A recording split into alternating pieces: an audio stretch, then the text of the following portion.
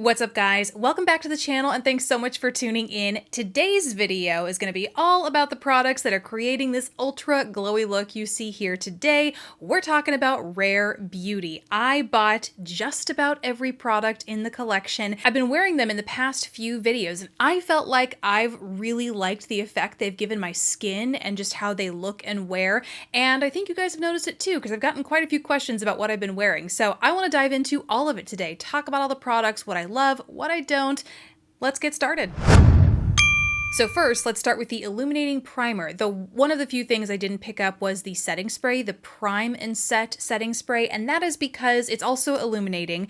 And you know me, I've been loving my Charlotte Tilbury Airbrush Flawless setting spray. This sets and mattifies, seriously makes your makeup budge-proof, and I just didn't feel like I needed another spray, especially one that, rather than keeping your makeup in place, says it's more of a glowy dewy, so I just settled on the one primer. This is a lotion textured primer, which I love. When it comes to primers, I'm kind of picky. I do not like those that are super slippery or feel like they have a lot of silicone in them. And so this is one of those textures that I really, really like. Just like you could guess from the name, it is illuminating, so it does have that pearlescent sheen to it that I really think you can see on the skin. It's actually kind of similar to something like a L'Oreal Lumi Glotion, like both similar in texture as well as similar to effect on the skin. I think the main difference between the two is that Rare Beauty just feels a little bit more refined, a little bit smoother, I would say. The Lumi Glotion, depending on how the illuminating pearls or pigment is mixed up in the lotion itself, sometimes I find I can get a concentration of, pearl pigment in certain areas. It can look a little streaky is what I'm trying to say. Whereas the Rare Beauty, it's just more well mixed. It's a lot smoother. It glides on the skin and blends super easily, so you get a totally even application on the face. And overall, it feels really nice. However, especially when I pair it with the foundation, which we'll talk about next, I think it makes my makeup too dewy. Like right now, I am wearing the primer underneath everything that I'm wearing today, and this is a little bit too glowy and dewy. And of course, that's amped up by the lighting that I have going on here, but I feel like, especially in the center of my face, I have combo skin, so I tend to naturally develop more oil in my T-zone anyway, and that is a place on my face where I feel like this goes a little bit overboard. So to counter that, I can of course just apply it in my dry patches, but really I don't notice it making my foundation lay any more smoothly or evenly. It doesn't extend the lasting power. It really just creates that illuminating base, and I can find other ways to do that. So this is not my favorite thing. It's not bad by any means. It's just not what I would consider a must-have from this collection, quite like the next product I'm going to talk about, which is the foundation. I love the foundation. I think I am in good company. A lot of people love the foundation. Mine is in the shade 210N. The foundation comes with a massive doe foot, and one of the first things I noticed when I applied it was how I could feel the texture of the doe foot on my skin, and that is when I realized just how thin this formula is.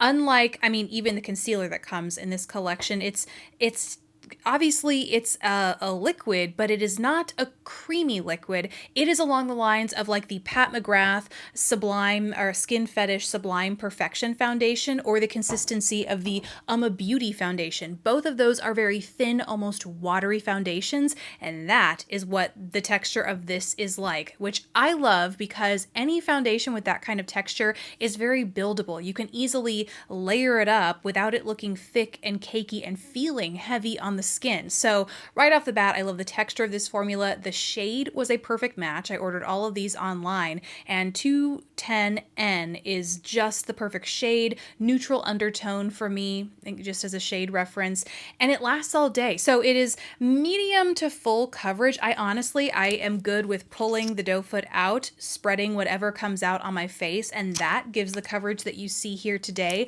I struggle with acne and redness from scarring more often than not, and I feel like it does a really good job at covering that up, sans color correction, without additional concealing, anything like that.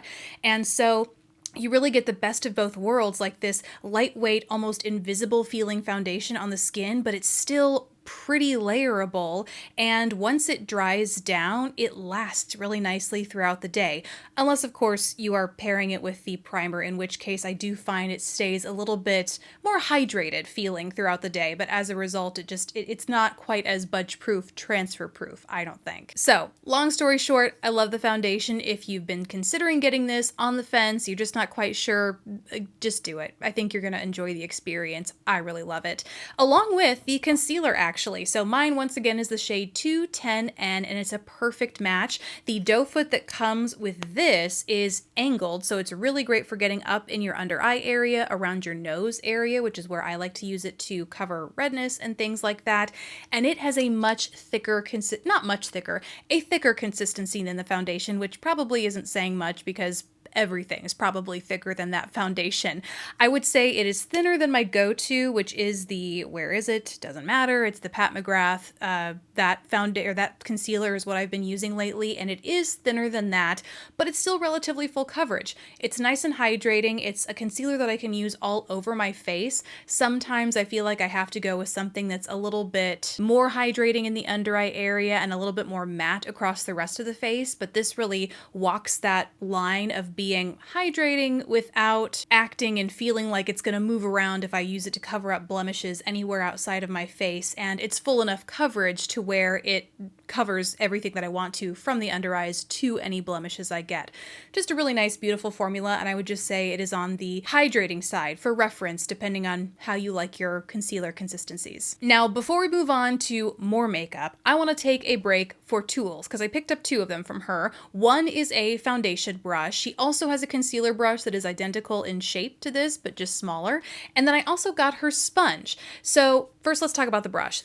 It feels really well made. It has an oval shape to it. It is tapered on either end, but it's still dense and fluffy, so great for buffing out foundation, but that tapered edge makes it really great for buffing and patting out in the under eye area, getting right up there in your tear duct, as well as getting around the nose area. I really like this for foundation. I think it's going to be an easy one to reach for, similar to, say, like my Real Techniques buffing brush. That is one that I always go to because of how flawlessly it buffs things in. This buffs just as flawlessly, but because it has that tapered edge right there, it just makes it so much easier to get more precise in those smaller, more narrow areas. So I really like this.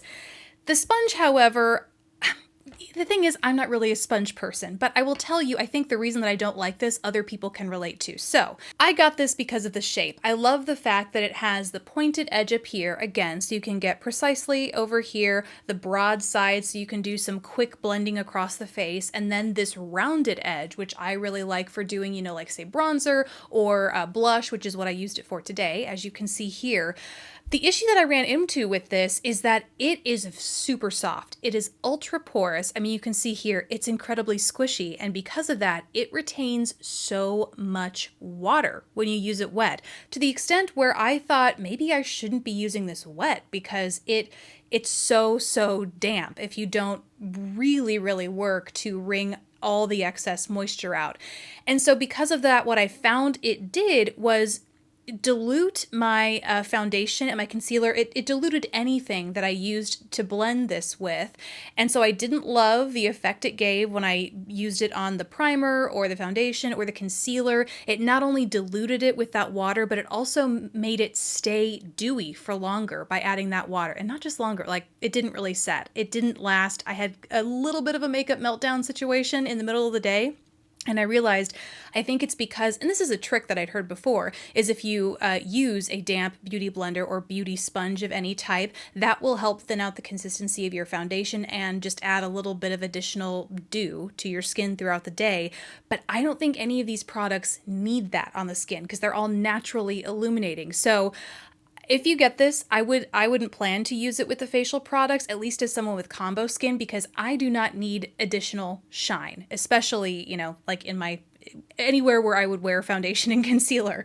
What I do like it for is what I used it for today, which is something that's ultra pigmented, and I don't mind diluting a whole lot, like the blush, which let's go ahead and just like segue into that right now. I picked up the matte blush. I didn't realize when I was buying these that there was a matte and a dewy line of blushes, so I just got a matte one and I got the shade Love. And it's a burnt sienna, like orange type shade. It's absolutely beautiful. I'm wearing it today. I'm going to love it for fall, but it's very pigmented. It's a thick, almost moussey type texture. It comes and you get quite a bit up on the wand because it has this little well in there for product. Quite a bit of product comes out here. So if you just go in and apply this to your skin, you get a lot of product, and the product itself is incredibly pigmented. So that is exactly where I find something like a damp blender that can dilute that product out. That's where this comes in most handy. So I just buff this, pounce this on the skin all over where I want it, and it looks beautiful, lasts beautifully. Again, kind of makes it more of a dewy finish, and it's supposed to be more of a matte finish, but if you prefer the matte, and I kind of do, I just go in with a brush, like a stippling brush or even another buffing brush. I've used the foundation brush that comes with this actually, and it's good if you don't apply too much product. If you do, this will not help you diffuse it. This is definitely if you get the right amount of product on your skin and you just want to buff and blend it out. If you put too much product on, this brush will keep it in place. It will just keep buffing it in that same place. You'll be buffing it all over your face, I guess is what I'm saying. Be careful with this. It's incredibly pigmented and I highly recommend it because not only is the formula amazing, but the color itself of Love is just beautiful. Actually, before I move on, I want to say that this is one of those products that I would buy more of because I am so in love with the formula. So that's how much I recommend it. Now, moving on to the liquid luminizer. Mine is in the shade Flaunt, which is like a rosy bronze shade. Is beautiful. It once again comes with that same doe foot, but has the large blunt end with a little well on it. So you get quite a bit of product here. I stamp that on the tops of my cheekbones, and then I go in with, again, the sponge if you want to dilute it, really amp up the sheen, or a finger or a brush and go in and blend that out. And the amount of product you get out of there, I think is enough to use across the rest of your face because it's incredibly pigmented, but still very layerable if you want to. And because it's a liquid, you can mix it in with your foundation, your body lotion, your whatever. It's very versatile and it's a really gorgeous and flattering shade. And as far as textures go, in fact, as far as the textures of any of these go, because you're kind of playing with liquid over liquid, they don't disturb the layers underneath. When I apply my blush, it doesn't move my foundation around underneath and make it look patchy. The same goes for the Luminizer. Even though it's a liquid as opposed to a mousse texture, kind of like the blush, it doesn't move my foundation around underneath when I go and pat and buff and blend it out. So really beautiful product. Natural looking, even though it looks like molten metal in the actual product. When it's blended out, I think you can see I don't look like a disco ball. It's very fine, finely milled shimmer and glimmer in here, so you're not going to look at, ultra chunky glitter sparkles on your cheeks or anything like that. So it's more of like a natural, dewy, balmy glow to the cheeks, which I love. Let's now take a quick detour to the brows. Let's do the brows first. She has a dual-ended, it's called Brow Harmony, and mine is in the shade Cool Brown. On one end, you have a brow pencil. It is one of those chunkier, triangular shaped brow pencils that is for filling and shaping your brows. And then on the other end, you get a tinted brow gel that, fluffs, adds volume, but also, as when it dries down, sets your brows in place so they stay all day. It's a really nice duo that works together. I feel like this is a good shade for me. It's a cooler brown. I like the fact that they included a lighter gel with a deeper pencil to not only add dimension to the brows, but to also keep them from getting a little too out of hand in terms of overdone brows. I do wish that the pencil was thinner. I've gotten so used to using my ultra fine pencils like from CoverGirl and stuff that I really love the precision you get with something like that and the ability to create, more individual looking hairs in your brow area. But this one is definitely faster and easy to work with because it's a little bit larger.